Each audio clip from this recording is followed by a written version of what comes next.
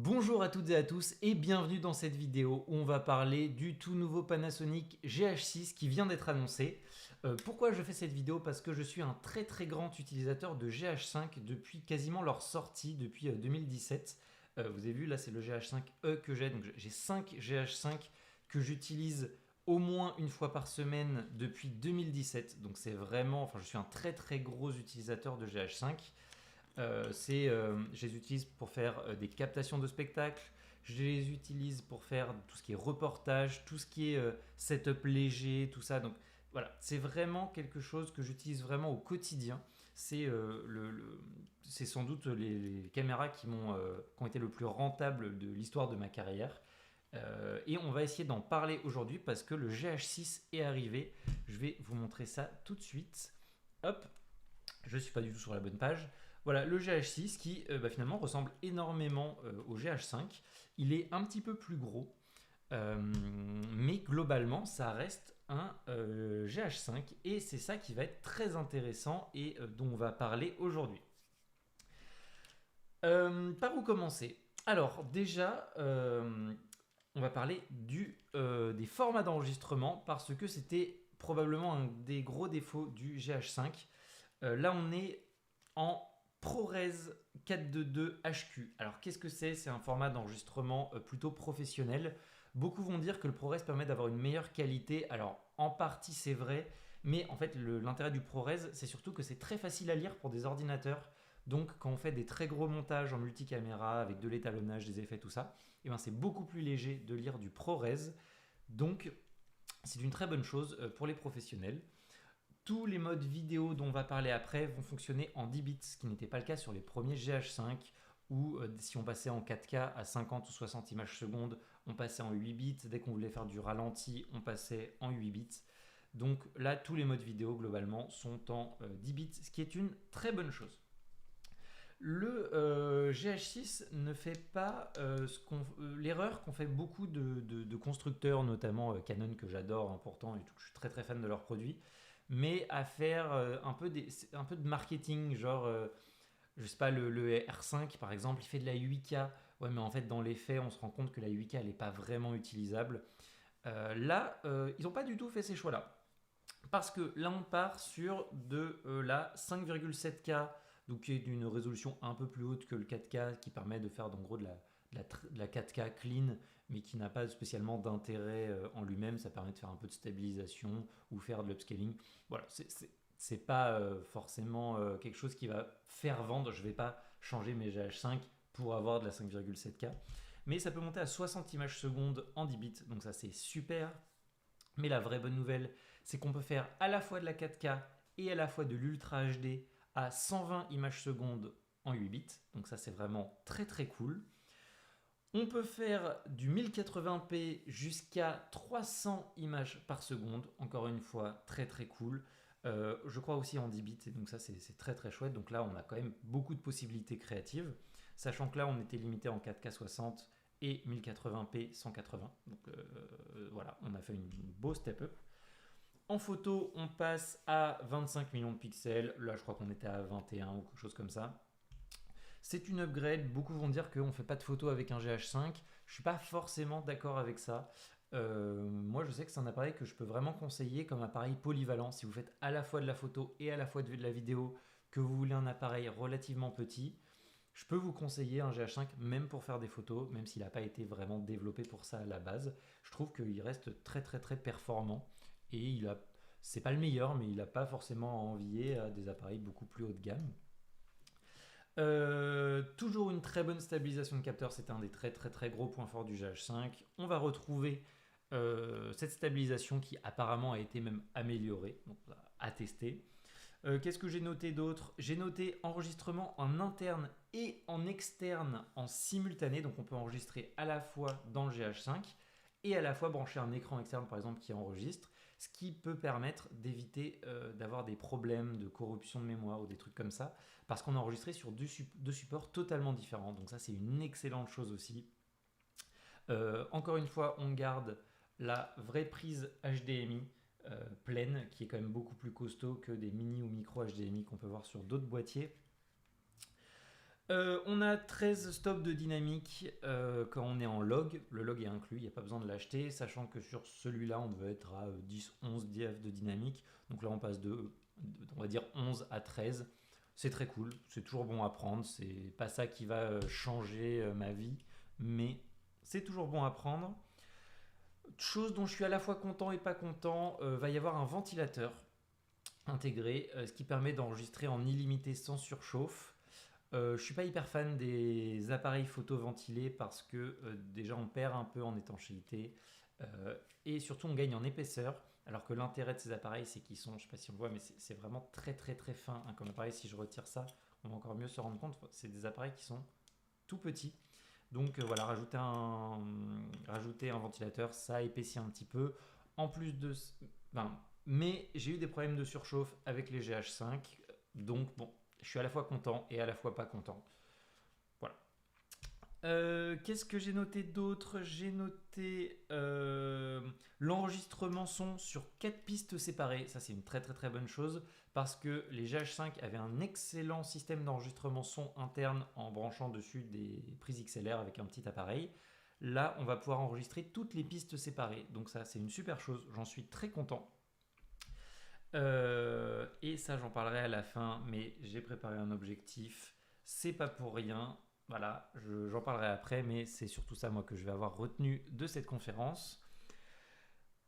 Bon, là, j'ai dit toutes les specs techniques, c'est très cool, mais dans les faits, dans la vraie vie, qu'est-ce que ça veut dire?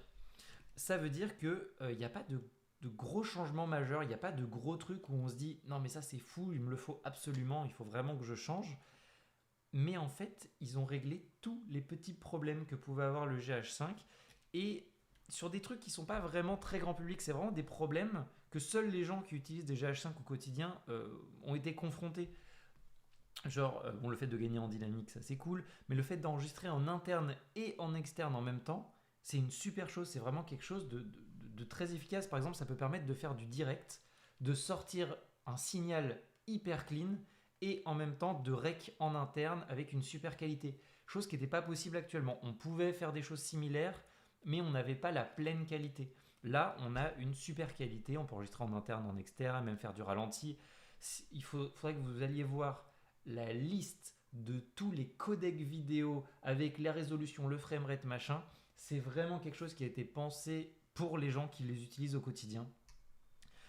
Pour vraiment faire des mini-cams de reportage. Parce que, en fait, ils n'ont pas vraiment de concurrents, les GH5. Moi, je suis un très grand utilisateur de GH5 parce que le capteur micro 4 tiers, je trouve que c'est une des meilleures tailles de capteurs qui existent. Et si on veut avoir mieux que ça, les GH5 qui coûtent aujourd'hui à peu près 1000 euros neuf, un GH6 ça coûte à peu près, je crois que c'est 2200 euros. Donc je pense qu'ils vont très vite d'ici un an baisser vers les 1006, 1008. Euh, Si on veut mieux que ça, bah en fait il va falloir passer sur des caméras beaucoup plus lourdes, beaucoup plus grosses, genre des C70 de Canon qui sont vraiment excellentes, mais qui valent 5000 balles, avec des objectifs beaucoup plus gros, beaucoup plus chers. Et donc moi je suis vraiment très fan des GH5, et d'ailleurs en fait en caméra que j'utilise professionnellement, bah, j'ai la Red Raptor d'un côté avec un capteur plein format qui est une caméra très lourde qu'il faut équiper, qui est compliqué à utiliser, à des GH5, et en fait j'ai pas d'entre-deux, et finalement j'en suis très content de ne pas avoir d'entre-deux, parce que je trouve les GH5 formidables. Et du coup, ouais, en fait, les GH5, les GH6, en fait, pour moi, c'est des gros GH6. Voilà, je me perds. Pour moi, les GH6, en fait, c'est juste des GH5 sans compromis. Ça veut dire qu'il n'y a rien de disruptif, je crois qu'on dit comme ça. Genre, il n'y a rien qui arrive et qui dit waouh, ça change tout, c'est incroyable, il me faut cette caméra. Mais par contre, ça a réglé tous les petits problèmes et toutes les petites frustrations qu'on pouvait avoir sur les GH5. Et ça, je trouve ça absolument fou. Donc, je vais garder un peu la même conclusion. Mais attendez, il faut que je parte de l'optique, hein, donc ne partez pas de la vidéo. Je ne vais pas remplacer mes GH5 par des GH6 tout de suite. Je vais très probablement le faire d'ici peut-être un an ou un an et demi. Parce qu'il y a certaines nouveautés qui ne vont arriver qu'en mise à jour courant de l'année. Donc je ne vais pas payer le prix fort pour avoir un demi-appareil. J'attendrai qu'ils aient été bien mis à jour, qu'ils soient complets, qu'ils soient stables, donc sans doute d'ici un an ou un an et demi. attendre qu'ils baissent de prix un petit peu pour les avoir, ouais, je sais pas, aux alentours de 1600 euros, 1800 euros. Je pense que ça serait un bon prix. Je les remplacerai très probablement, mais dans le futur. Parce que du coup, remplacer 5 GH5 par des GH6, ça me ferait quoi ça me ferait 2000, 4, 8, voilà, pour, ouais, je sais pas, à peu près, ça serait cool que pour entre 6 et 8000 euros, je puisse remplacer complètement mes GH5 par des GH6. Je garde mes optiques, je pense que ça serait plutôt pas mal. Mais ce que j'ai vraiment retenu, moi, de cette conférence, c'est ceci. Alors ça, c'est un Leica 10-25 mm f1.7, donc un équivalent 20-50, qui est l'objectif qui a fait que les GH5 sont absolument exceptionnels. Parce que pour la taille et le poids d'un 24-70 à peu près classique, on a un équivalent 20-50, comme j'ai dit, mais au lieu d'avoir une ouverture à f2.8, on a une ouverture à f1.7, ce qui est vraiment très important sur des capteurs si petits pour deux raisons. Déjà pour la luminosité, ça, premier très bon point, mais surtout pour avoir un équivalent en bokeh, donc le flou de profondeur, sur de capteurs plus grands. Et du coup, en équivalent capteur plein format, quand je suis à f1.7, eh ben, c'est comme si j'étais à f4 en termes d'ouverture, donc ça fait une ouverture tout à fait normale, et on n'a pas l'impression d'avoir des si petits appareils. Donc ça, c'est vraiment des objectifs qui ont fait la différence au niveau de mon utilisation au quotidien. Et là, Panasonic a sorti la suite de cet objectif. Donc là, il y a le 10-25 et Panasonic a sorti le 25-50, donc un équivalent 50-100 mm f1.7. Et ça change tout parce qu'on avait des soucis d'optique qui nous posaient vraiment des soucis majeurs parce que ce qu'on voulait, ça n'existait pas. Donc soit il fallait des focales fixes, mais du coup il fallait en acheter plein parce qu'il fallait plusieurs valeurs focales en fonction des différents projets. Ça aurait coûté une fortune, ça veut dire plein d'objectifs à se trimballer partout. Alors que là, on va pouvoir avoir deux 10-25, deux 25-50. Et pour la plupart de nos tournages, on est au top. Et juste dans le sac au cas où, on aura le tout petit 7,5 mm s'il y a besoin d'un plan plus large ou avoir une caméra en plus. Et ça va tout changer. Cette gamme d'objectifs faite par Leica, pour moi, fait vraiment la différence. Et je vous conseille bien plus d'avoir un GH5 avec un 10-25 f1.7 ou un 25-100 en fonction de vos besoins, que d'avoir un GH6 avec un objectif tout pourri. Voilà. Donc je suis très content que les GH6 sortent. Ça sera très probablement un achat qu'il faudra faire dans le futur, d'ici un an et demi. Mais là, à l'heure actuelle, je ne vois pas du tout l'intérêt, surtout que les GH5 ont énormément baissé de prix et restent d'excellents boîtiers. Donc, ça sera un petit peu ma conclusion pour cet épisode. Mais la vraie nouvelle, je vous l'ai préparée, c'est, hop, je vous mets sur la bonne page, vous l'avez un petit peu vu tout à l'heure. Mais voilà, la vraie nouveauté, ça sera ce Leica 2550 f1.7 qui est présenté à 2000 euros, qui me semble être un prix très correct vu le nombre d'objectifs que cet objectif remplace. Voilà, j'en suis très content. J'ai très très hâte de pouvoir le tester et de voir les premiers tests. Et si jamais on ne va pas acheter les GH6 tout de suite et on va garder nos GH5 pendant au moins un an, ce qui est sûr, c'est qu'on va acheter les 25-50 pour aller avec nos 10-25. Voilà, c'est là-dessus que je vais finir cette vidéo. Merci à tous et à toutes de l'avoir suivi. Je vous dis à très bientôt pour des prochains contenus. Allez, à bientôt.